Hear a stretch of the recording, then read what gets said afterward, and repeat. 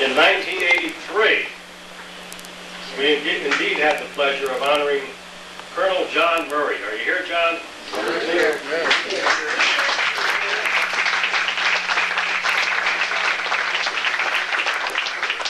John find his way up here. I'm sure he'll have a couple words for us.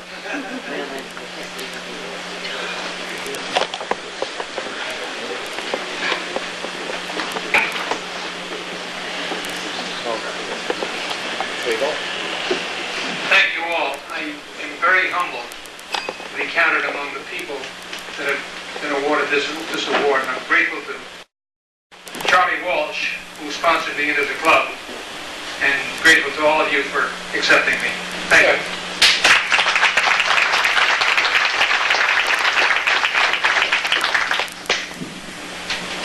In 1984, we had the distinct pleasure of honoring a wonderful little gentleman by the name of Uli Hellman. Uli, are you here this evening?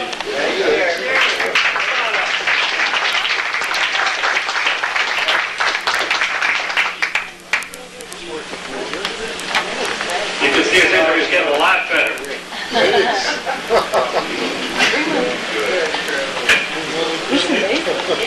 you very much.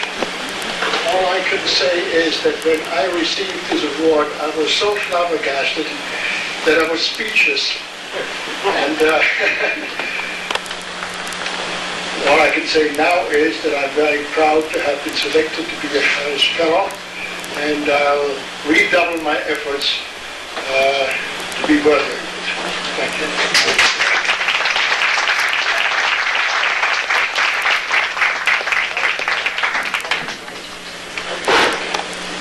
1985. I think you all recognize in 1985 Pat Harris. We should have a shot of him somewhere. We had two in 1985, so we'll do Jeff Keith first. In 1985, you all recognize certainly Jeff Keith, who can't be with us this evening. Also in 1985, we had the opportunity of granting the Paul Harris Award to Pat Harris.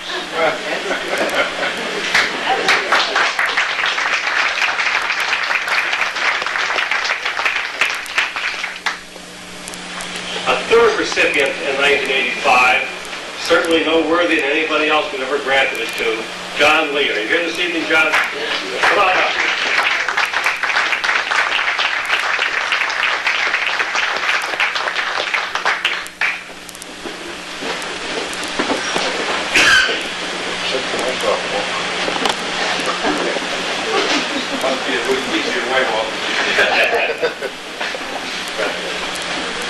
Known as a man of a few words, thank you.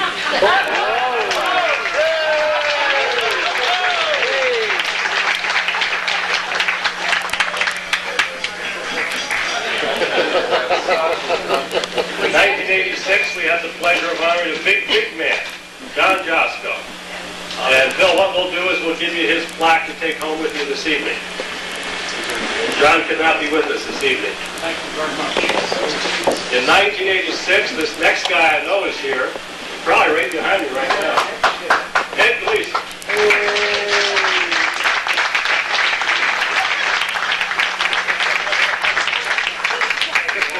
The challenge is to be briefer than John Lee. Thank you very much.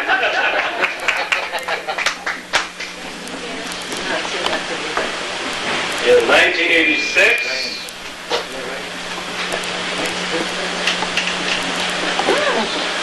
Al Flozier. Can you recognize him? Hardly. Yeah, he's clear. That's Alan. In 1987, Philip Reinhardt.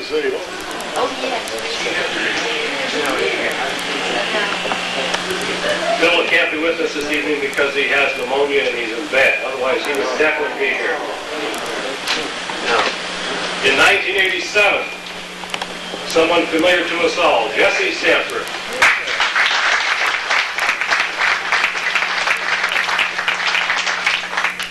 And in 1988, I do believe he's with us this evening, Eddie Grella. Are you here, Eddie?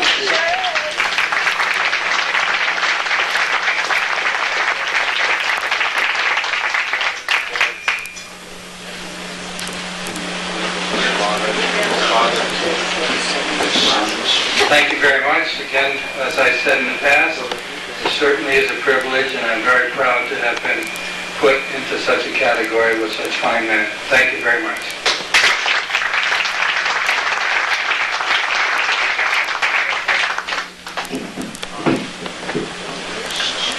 We now come to what is for me a very special part of this evening. A committee consisting of 4 immediate past presidents and 6 Paul Harris Fellows reviewed 12 nominations for this year's Paul Harris Awards. Voting by secret ballot, the committee selected 5 people to become Paul Harris Fellows. I'm going to ask District Governor George Brower to come forward, if he would, please, to help me pin these recipients. You around, George? Thank you.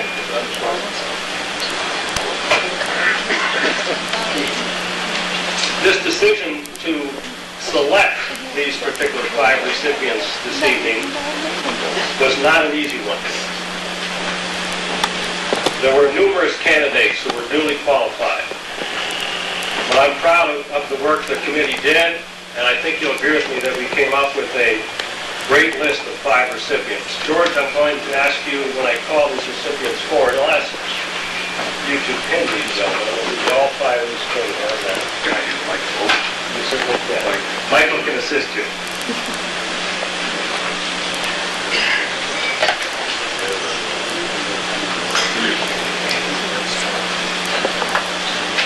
I'm going to say a few words about each recipient before I call them forward. And I will keep my remarks purposely brief. Recipient number 1 is Michael Antel. Mike is owner of MS Antel and Associates, which is a financial planning and insurance marketing company. Part of his extensive service record includes he is a former volunteer fireman. He is a former member of the Fairfield YMCA's Board of Managers. He is a former Fairfield JC. He has served on the University of Bridgeport's Estate Planning Council. He is a former member of the Parish Council at Lady of the Assumption. He is a past president of the Fairfield Rotary Club. And he is indeed the present president of the Fairfield Rotary Foundation. Michael, please come forward.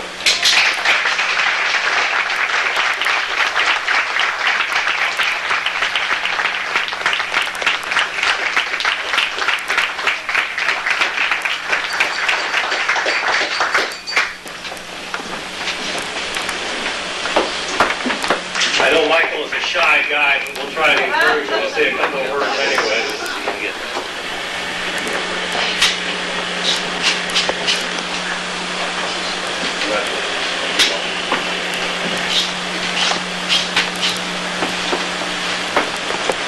I look back at the years in which I've lived here in Fairfield, and I've lived here my entire life,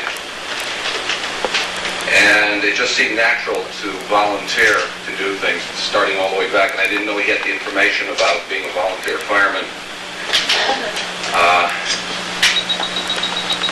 You never expect anything when you volunteer, but I've always said, and I truly believe it, you can't give yourself away.